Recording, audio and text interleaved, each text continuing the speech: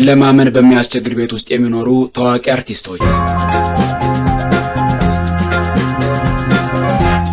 አርቲስቶች ብዙ ጊዜ የማይጠበቅ ህይወት ይኖራሉ። ሀብታምና የሞላላቸው መስለው እየታዩ ነገር ግን ህይወታቸው በችግር የተጎሳቆላሉ። እኒህ አርቲስቶች ችግራቸው አደባባይ ላይ የሚወጣው አደገኛ የሆነ ህመም ሲያገኛቸው ነው። ያኔ ለህዝባቸው የምጽዋት ጥሪ ያቀርባሉ።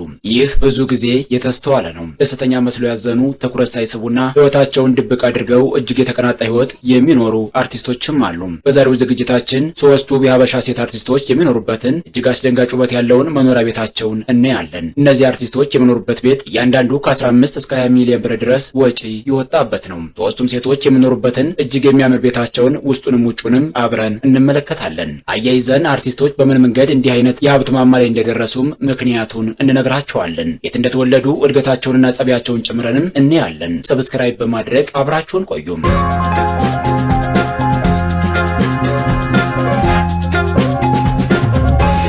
ቤተ መንግስት በሚመስል ቤት ውስጥ ከሚኖሩት የኢትዮጵያ ውብ ሴት አርቲስቶች መካከል አንደኛ ሜላት ነብዩ። ስለ ሜላት ነብዩ ሲነሳ ወደ ብዙዎች አእምሮ የሚመጣው ከአርቲስት ሄኖክ ድንቁ ጋር የፈረሰው ጋብቻና እሱን ተከትሎ የነበረው ውዝግብ ነው። ይሁን እንጂ መሀል አዲስ አበባ ጉለሌ ሰፈር ተወልዳ ያደገችው ሜላት ነብዩ እጅግ የሚያስገርምና ብዙዎችን የሚያስቀና ህይወት ያላት ናት። ያለፈው ህይወቷን በሚገባ መቋቋም የቻለችው አርቲስት ሜላት ነብዩ እጅግ ቅንጡ ህይወት ከሚኖሩት ኢትዮጵያውያንም ሆነ አርቲስቶች ቀዳሚዋ ናት። ሊዲያና ኢቲኤል የተባሉ ሁለት ልጆች ያሏት ሜላት መኖሪያ ቤቷ እጅግ ውብና ቅንጡ ወይም ሌግዠሪ ነው። መኖሪያ ቤቷ በሰፊ ግቢ ላይ የተንጣለለ G+1 ዋይት ሃውስ ሲሆን ውስጡ በበርካታ ክፍሎች የተከፋፈለና በመብራት ያሸበረቀ ነው። ቤቱ ከውስጥም ከውጭም ነጭ ቀለም የተቀባ መሆኑ እይታ እጅግ ማራኪ ያደርገዋል። ግቢ ውስጥ ካሉት አበቦችና ዛፎች ጋር ተዳምሮ ግቢውን ሳቢ አድርጎታል። በቤት ውስጥ ሜላት የራሷ የልብስ ስቶር፣ የስጦታ ዕቃዎች ክፍልና ሌሎችም በርከት ያሉ ሳሎኖችን ያካተተ ነው። ሜላት ነብዩ በዚህ ቤት ውስጥ ከባለቤቷና ከልጆቿ ጋር የምትኖር ሲሆን ነገር ግን ሌሎች የቤተሰብ አባላትም አብረው በጋራ ይኖራሉ።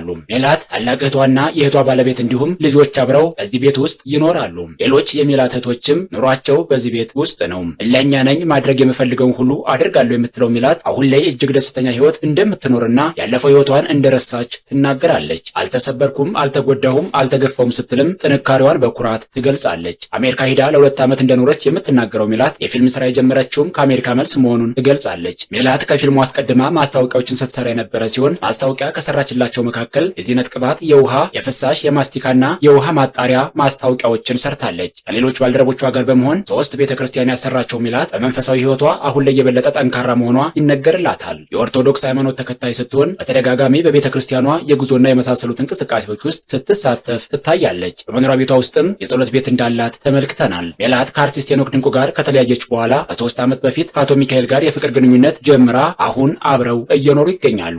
አሁን ላይ በትዳር አብረው ከሆኑ 2 ዓመት ሲሆናቸው የፍቅር ግንኙነት ከጀመሩ ደግሞ 3 ዓመታትን አስቆጥረዋል። አንድ ልጅም ወልደዋል። ሜላት ለብዙ ሰዎች ሞልቃቃ መስላቸዋለሁ፣ ነገር ግን እኔ ሞልቃቃ አይደለሁም ትላለች። እናጭ ለመሆን አልሞክርም፣ ግን ደስ የሚለኝን እለብሳለሁ የምትለው ሜላት ያላት የባህል ልብስ ስንት እንደሆነ እንደማታውቀውና በገዳማት ብዙ የባህል ልብሶች እንደተሰጧት ትናገራለች። ሜላት በአሁኑ ሰዓት በሚሊዮን ብር በጀት ሜላት ሽቶ የተባለ የሽቶ ፋብሪካ እያስገነባች ሲሆን ግንባታው ከተጀመረ 3 ዓመት ሆኖታል። በቅርቡም ግንባታው ተጠናቆ ሜላት ሽቶ በተባለ ብራንድ ቢዝነሱን እንደምትቀላቀል አስታውቃለች።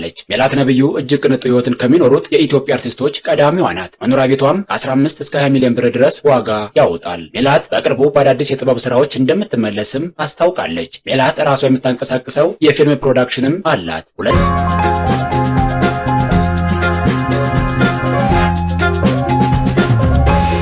በቅንጡ ቤት ቅንጡ ህይወትን ከሚኖሩት የኢትዮጵያ ሴት አርቲስቶች መካከል የትናየት ታምሩ ሁለተኛዋ ናት። በከፍተኛ መጠን የራስ መተማመን እንዳላት የሚነገርላት የትናየት ታምሩ በተለያዩ ፊልሞች ላይ ስትተውን እናውቃታለን። እጅግ ከልቧ በመተወንና የፈጠራውን ዓለም እውነታ በማስመሰል የምትታወቀው የትናየት ታምሩ ቤቷ እጅግ በጣም አስደማሚ ነው። የትናየት የተወለደችው በአዲስ አበባ ልደታ አካባቢ ነው። ወላጅ እናቷ እንደሚሉት ከልጅነቷ ጀምሮ ከፍተኛ ቁጥጥር ይደረግባት ነበር። 2 ታላላቅ ወንድሞች ያሏት የትናየት ስሟን ያወጣችላት ቅድመ አያቷ እንደሆኑ ወላጅ እናቷ ተናግረዋል። ይች ልጅ የትናየት ትደርሳለች ሲሉ ቅድመ አያቷ ገና ልጅ እያለች ስሟን ሰጥተዋታል። የቤት ስሟ ሚሚ እንደሆነም እናቷ ይናገራሉ። የትናየት በመኖሪያ ቤቷ ከእናትና ልጆቿ ጋር የምትኖር ሲሆን በአሁኑ ሰዓት ትዳር የላትም። በራሷ ቤት ውስጥ አብሮ የሚኖር ባል የነበራት ቢሆንም አሁን ላይ ተለያይተዋል። የትናየት ቤት በሰፊ መሬት ላይ ያረፈም በውስጡ ከ16 በላይ ካሜራ የተገጠመለት በግቢው ውስጥ ከ300 በላይ አበባዎች የተተከሉለት ነው። የትናየት ቤት በአትክልቶችና በአበባዎች የተሞላ ሲሆን ለእይታ እጅግ በጣም ውብና ማራኪ ነው። የትናየት አበባዎችን በከፍተኛ መጠን በመውደዷ በግቢዋ ውስጥ ላሉት ከ300 በላይ የአበባ ዝርያዎች ክትትልና ሕክምና እንደምታስደርግ ተናግራለች። ይህ መኖሪያ ቤት አሁን ባለው ዋጋ 15 እስከ 20 ሚሊዮን ብር ድረስ ይገመታል። ሴት ጓደኛ ያልነበራትና ከቤት መውጣት ሳይፈቀድላት የኖረችው የትናየት የከተማ ባላገር ነኝ ትላለች። አዲስ አበባን ብወለድባትም ከቤት እንዳልወጣ አደረግ ስለነበር አላውቃትም ትላለች። የትናየት ከበርካታ የውጭ ድርጅቶች ጋር የምትሰራ ሲሆን በስዊዘርላንድ ዙሪክ ስፓትስ ፋሚሊ ኮንሰልቲንግ የተባለ ተቋም እያስገነባች መሆኗን ተናግራለች። ይህ ተቋም በስዊዘርላንዶች ይገንባ እንጂ ንብረትነቱ ሙሉ ለሙሉ በእሷ የተመዘገበ መሆኑን አስታውቃለች። በኢትዮጵያ ውስጥም እንዲሁ ከውጭ ሰዎችና ተቋማት ጋር በመተባበር በርካታ ፕሮጀክቶችን ትሰራለች። የትናየት ከፊልሙ በተጨማሪ ከፍተኛ የሆነ ገቢ የምታገኘው በዚህ እንቅስቃሴዋ ነው።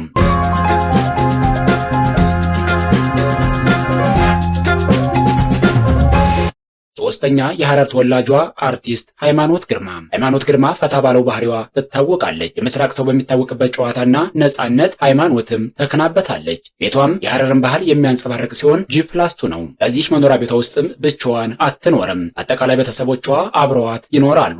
ቤቷን የገዛችው አረብ ሀገር ሄዳ ከተመለሰች በኋላ እንደሆነም ትናገራለች። በቤተሰብ መራቅ የሚያስጨንቃት ሃይማኖት ግርማ አሁን የምትኖርበትን ቅንጡ ቤት የገዛችው አጎቷ አጠገብ ላይ ቤት ስላለው መሆኑን ትናገራለች። ሃይማኖት ከልጅነቷ ጀምራ ሰው የሰራውን ሁሉ መስራት ትፈልግ እንደነበር ወላጅ እናቷ ትናገራለች። በ1989 ዓ.ም ከሐረር ከአያቴ ጋር ቢሾፍቱ መጣሁ የምትለው ሃይማኖት እዚያ አክስቴ ተቀይራ ወደ አዲስ አበባ ስትመጣ በ99 ወደ አዲስ አበባ ገባሁ ትላለች። ሃይማኖት ወደ አዲስ አበባ እንደመጣች ከዚያ በቀጥታ ወደ ሙዚቃው ገባች። ከዚያም አረብ ሀገር ሄዳ ሰርታ ከተመለሰች በኋላ ይህን የመሰለ ቤት ገዝታለች። መኖሪያ ቤቷ እጅግ በጣም ውብና ሰፊ ሲሆን በአንድ በኩል ብቻ ለእርግቦች የተሰራና ለእነሱ መጫወቻ የሚሆን ሜዳ አለም። ከድሮም እርግቦችን ወዳለሁ የምትለው ሃይማኖት ቤት አሰርታላቸዋለች። በዚህ መኖሪያ ቤቷ ውስጥ ሃይማኖት የስፖርት ጂምናዚየም ክፍልና የራሷ የውበት ሳሎን አላት። እና ሃይማኖት ግርማ ሰብሰብ ብለው የሚኖሩ ሲሆን በምስራቅ ባህል ዝቅ ባለ ሶፋ ላይ እግረን አጥፈው በመቀመጥ ቡና ይጠጣሉ። ከቤት ውጪ ክለብ አልፎ አልፎ እሰራለሁ የምትለው ሃይማኖት የምትኖረው ግን እዚህ በማገኘው ገቢ አይደለም ትላለች። ሙዚቃ በትርፍ ሰዓት ነው የምሰራው። ሙዚቃ